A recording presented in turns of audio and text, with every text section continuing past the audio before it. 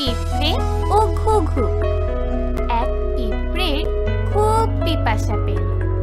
সে এলো নদীর পাড়ে পানি খেতে। নদীতে ছিল ঢেউ। পিঁপড়ে পানিতে ভেসে গেল। গাছের ডালে ছিল একটা ঘুঘু।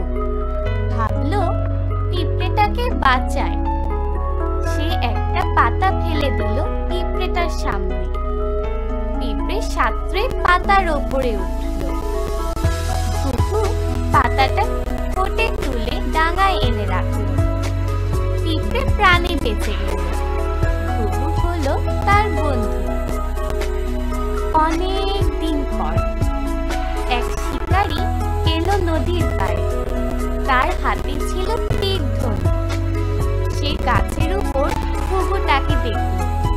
শিকারী ঘুঘুর দিকে তীর তাক করল। পিঁপড়েটা সব দেখছিল। অমনি সে শিকারীর পায়ে কামড় দিল।